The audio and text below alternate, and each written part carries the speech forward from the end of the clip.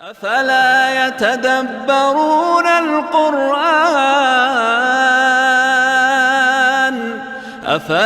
يتدبرون القرآن أم على قلوب أقفالها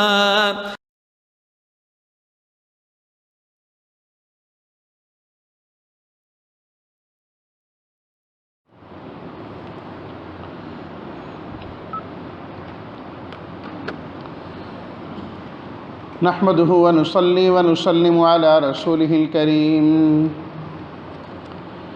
أما بعد فأعوذ بالله من الشيطان الرجيم بسم الله الرحمن الرحيم الذين يقولون ربنا إننا آمنا فاغفر لنا ذنوبنا وقنا عذاب النار الصابرين والصادقين والقانتين والمنفقين والمستغفرين بالأسحار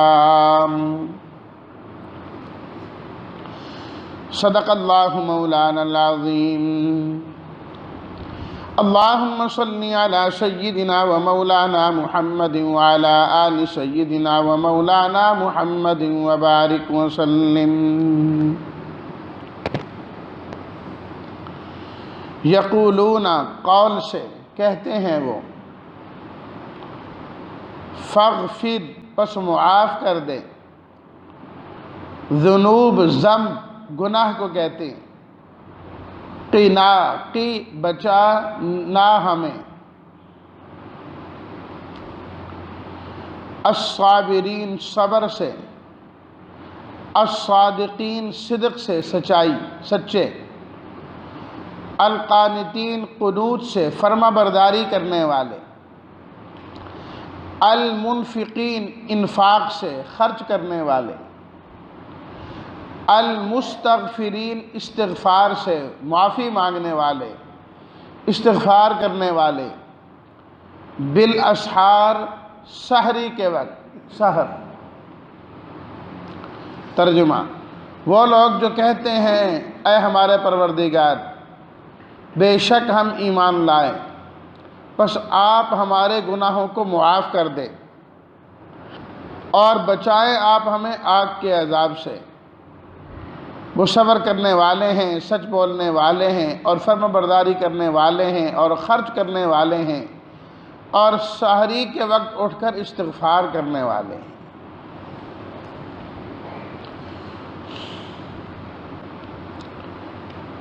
اللہ تعالیٰ کے وہ بندے جن کے لیے اللہ تعالیٰ نے آخرت کی نعمتوں کو تیار کر رکھا ہے فرمایا کہ دنیا کی نعمتوں سے بدرجہ اعلیٰ اور بہترین نعمتیں ان کو ملے گی جن کا تذکرہ کل کی آیت میں ہم نے پڑھا کہ وہ کیا کچھ ملے گا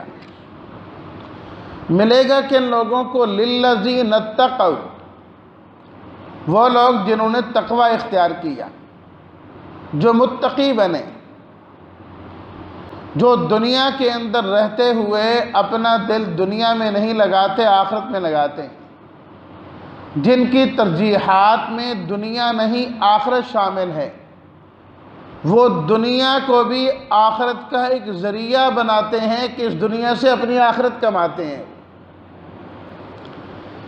آج کی پڑھی گئی آیات میں اللہ تعالیٰ نے ان لوگوں کا ذرا تعارف کرایا للذین اتقوا جو تقوی والے لوگ ہیں آخر وہ لوگ ہیں کون ہیں تاکہ ان کی کچھ خوبیاں کچھ صفات کوئی حالات زندگی ہمیں بھی پتہ لگ سکے اور عام لوگ بھی ان صفات کو اپنے اندر اپنانے کی کوشش کریں اپنے اندر لانے کی کوشش کریں فرمایا کہ تقوی والے لوگ وہ ہیں الذین یقولون ربنا اننا آمنا جو ہر وقت اللہ تعالیٰ سے دعا کرتے رہتے ہیں اللہ تعالیٰ سے مانگتے رہتے ہیں وہ ہر لحاظ سے اپنا تعلق اللہ سے جوڑتے ہیں ایمان کے اعتبار سے بھی ان کا تعلق اللہ سے جڑا ہے عبادات کے ذریعے سے بھی ان کا تعلق اللہ سے جڑا ہے، اور دعاؤں کے ذریعے سے بھی وہ اپنا تعلق رب العالمین سے جوڑ کے رکھتے ہیں۔ انہیں جب کوئی ضرورت پیش آتی ہے، چاہے دینی اعتبار سے یا دنیاوی اعتبار سے، ضرورت ان کی چھوٹی ہو یا بڑی ہو، ہمیشہ وہ اپنی ضرورت اللہ رب العزت کے سامنے رکھتے ہیں، اپنی ضرورت کبھی کسی بندے کے سامنے نہیں رکھتے، اللہ کے سامنے اپنی ضروریات کو پیش کرتے رہتے ہیں۔ اور وہ جب اللہ تعالیٰ سے مانگتے ہیں تو صرف اس طریقے سے نہیں، یا اللہ ضرورت ہے فلاں دے دے، نہیں، ہمیشہ وہ اللہ سے طریقے اور سلیقے سے مانگتے ہیں۔ اللہ سے مانگنا بھی طریقے اور سلیقے سے ہونا چاہیے۔ دیکھیں نا، ان مانگنے والوں کو آپ دیکھیں کہ بعض مانگنے والے تو اس طرح کے ہیں کہ دینے کا دل ہی نہیں کرتا، اور بعض اس رنگ اور ڈھنگ سے مانگتے ہیں کہ انسان کا دل موم ہو جاتا ہے، کہتے اس کو دینا چاہیے۔ تو مانگنے کا بھی رنگ ڈھنگ ہونا چاہیے، مانگنے کا بھی رنگ ڈھنگ ہونا چاہیے۔ بسا اوقات جو دینے والا ہے اس کی سخاوت میں شک کوئی نہیں ہوتا، اس کے دینے میں کوئی شک نہیں ہوتا، لیکن سوالی کے سوال ہی ٹھیک نہیں ہوتا، اس کا انداز نہیں ٹھیک ہوتا، جس کی وجہ سے سوالی کے محروم ہونے کا خدشہ ہوتا ہے کہ وہ محروم ہو جائے گا۔ اس لیے رب العالمین نے قرآن مجید میں بندے کو اپنے سے مانگنے کا طریقہ اور سلیقہ بھی سکھایا ہے کہ جب میرے سے مانگو تو اس طریقے سے مانگا کرو، مانگو تو اس طریقے سے مانگا کرو۔ نبی کریم صلی اللہ علیہ وسلم نے ایک صاحب کو دیکھا، وہ آئے اور سیدھا ہی کہنے لگے اللہ فلاں دے دے، فلاں دے دے، فلاں دے دے۔ فرمایا بڑی جلدی کی اس نے مانگنے میں، یہ مانگنے کا طریقہ نہیں ہے جس طریقے سے یہ مانگ رہا ہے۔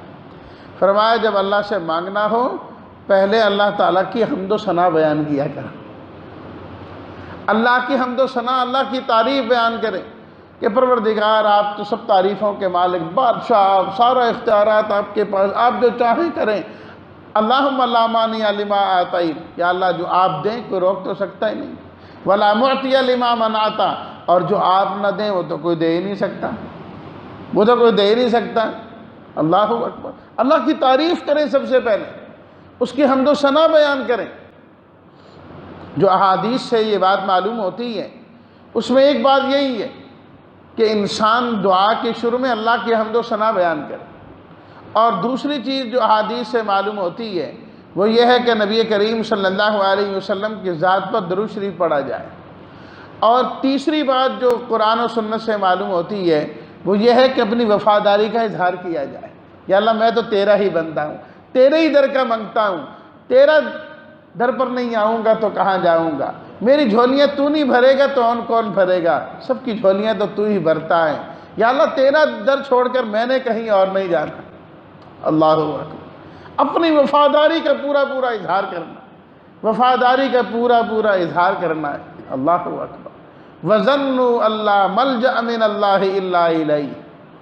اللہ نے صحابہ کرام کی تعریف قرآن مجید میں بیان فرمائی، خاص طور پر 3 آدمی جن کی غزوہ تبوک سے جو رہ گئے تھے، تو اللہ تعالیٰ نے فرمایا میں نے ان کی توبہ قبول کر لی۔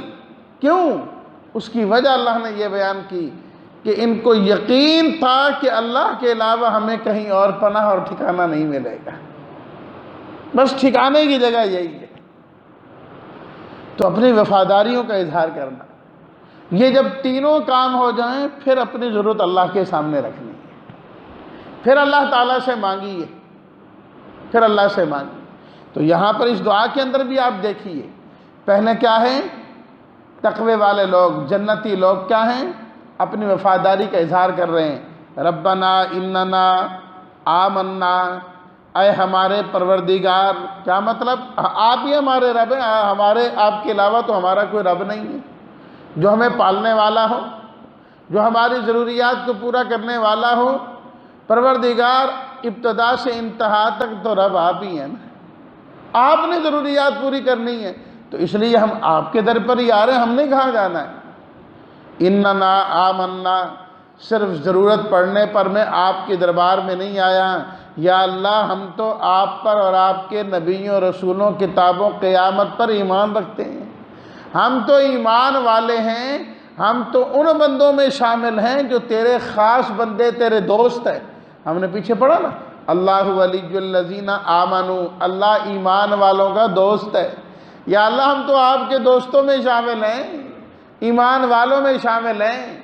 آپ کے نبی نے جو دعوت دی علیہ الصلاۃ والتسلیمات، ہم تو اس دعوت کو قبول کرنے والے ہیں، ایمان والے ہیں۔ اننا آمنا، ہم ایمان بھی لائے، اپنی وفاداری، اللہ کی تعریف بھی ہو گئی، اپنی وفاداری کا اظہار بھی ہو گیا۔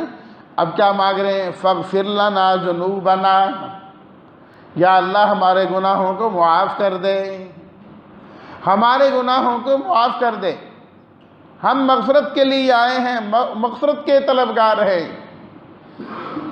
اللہ اکبر، جو بڑے مرتبے والے ہوتے ہیں وہ ہمیشہ اللہ سے معافیاں مانگتے ہیں، معافیاں مانگتے ہیں، معافی مانگتے ہیں کہ یا اللہ ہمیں معاف کر دے، معاف کر دے۔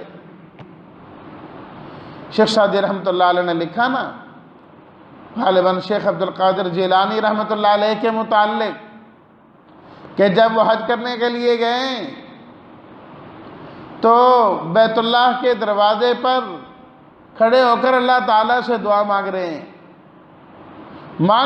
اتنے نیک آدمی، اللہ کے ولی آدمی، من نہ گویم کے طاعتم پذیر، پروردگار میں اس لیے نہیں آیا کہ میں اپنی نیکیاں قبول کراؤں، میری فلاں نیکی، میری فلاں نیکی، فلاں نیکی، اس کا بھی بدلہ دے دے، اس کا بھی بدلہ دے، اس کا بھی بدلہ۔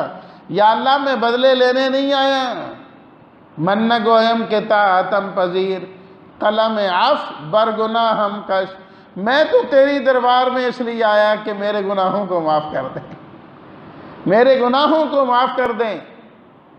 پروردگار امید ہے کہ تو میرے گناہوں کو معاف کر دے گا، لیکن اگر کوئی صورت معافی کی نہ ہو تو یا اللہ قیامت کے دن مجھے نابینا کر کے اٹھانا، تاکہ میں لوگوں کے سامنے رسوا تو نہ ہو جاؤں گا۔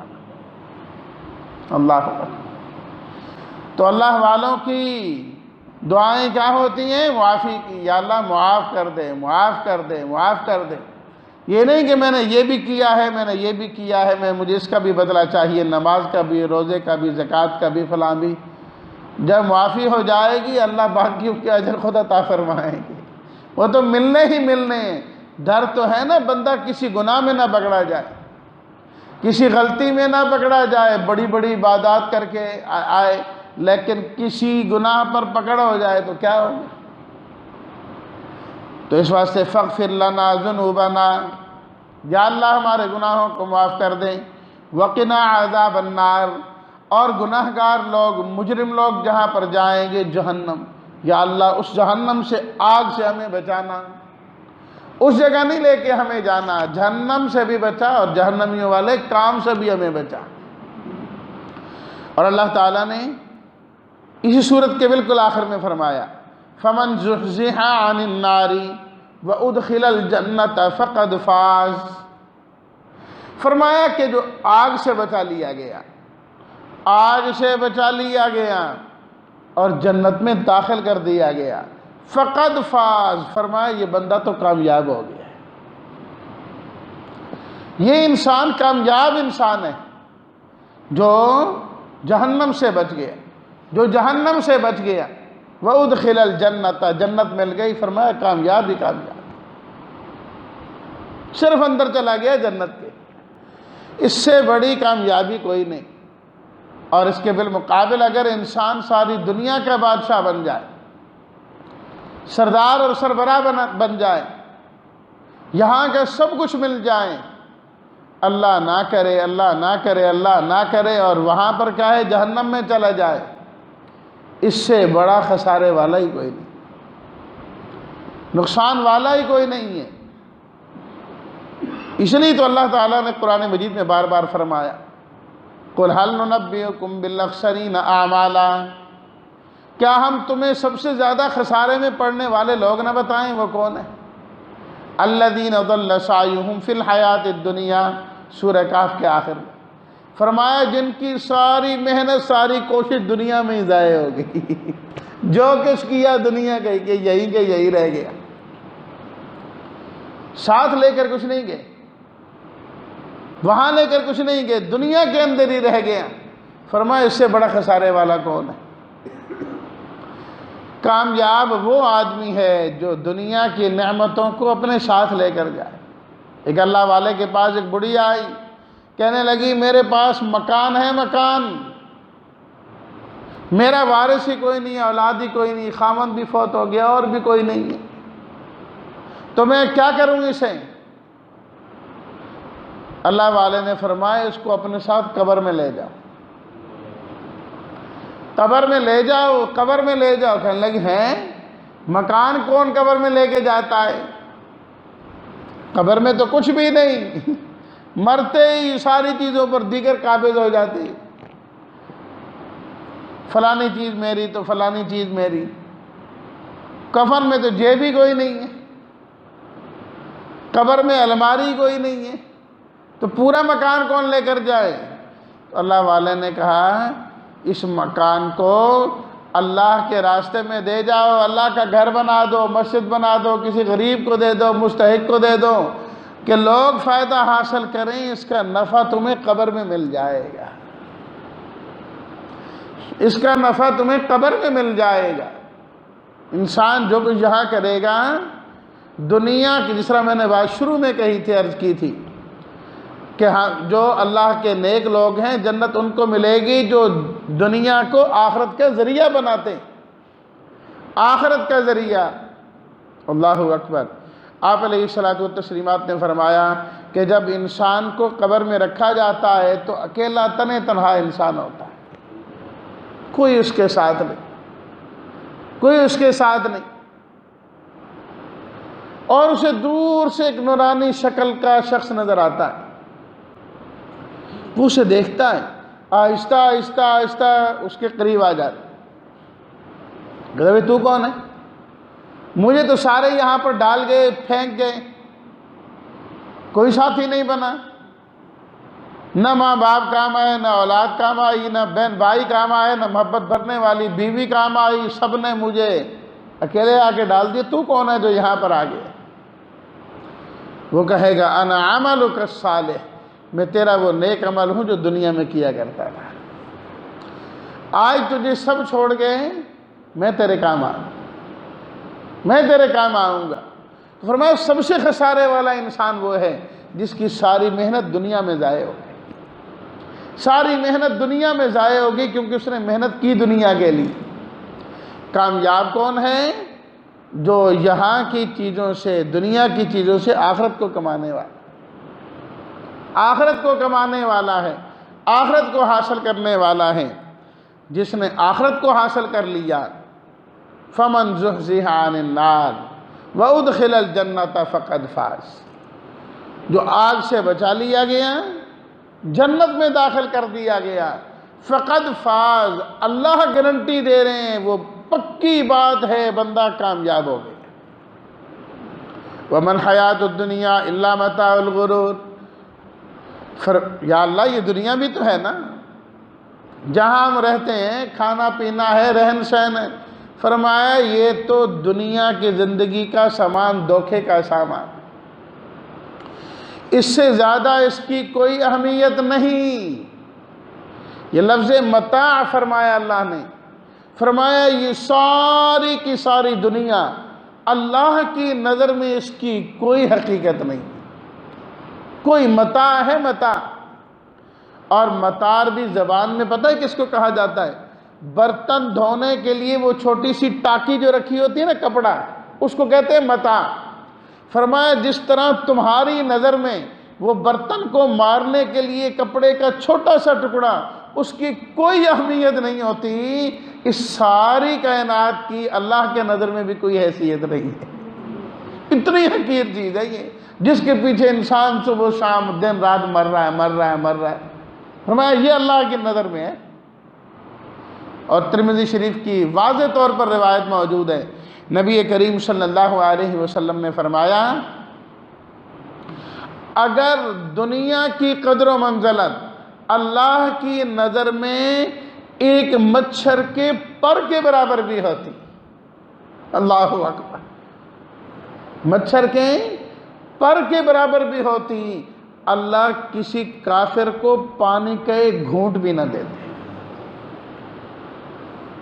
اللہ کے اس کی اہمیت ہی کوئی نہیں، اس لیے فرمایا کھاؤ کھاؤ، خوب دیا کافروں کو، لے لو لے لو اسے.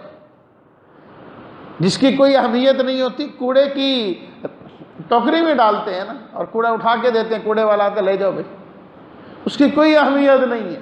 اہمیت والی چیز بندہ نہیں دیتا، کہتے نہیں کام کی ہے، اس کو رکھ لو یہ کام آئے گی. جو کسی کام کے نہیں وہ پھینکتے ہیں، کوڑے والے کو دیتے ہیں. فرمایا چونکہ اللہ کے ہاں اس کی اہمیت کوئی نہیں ہے، اس لیے اللہ نے کافروں کو خوب دی ہے جنت.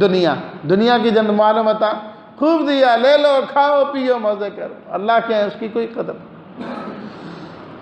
تو اصل چیز کیا ہے؟ آگ سے بچنا ہے. آگ سے بچنا ہے. تو اللہ نے آخرت کی نعمتیں ان کے لیے تیار کی ہیں جو اپنی دعاؤں میں یہ دعا کرتے ہیں، وَقِنَا عَذَابَ النَّارِ وَقِنَا عَذَابَ النَّارِ. اے اللہ ہمیں آگ کے عذاب سے بچا لے، آگ کے عذاب سے بچا لے اور جنت میں داخل فرما دے.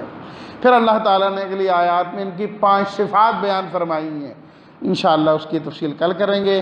اللہ تعالیٰ ہم سب کو بھی آخرت کی تیاری زیادہ سے زیادہ کرنے کی توفیق عطا فرمائیں. وآخر دعوانا ان الحمد للہ رب العالمین.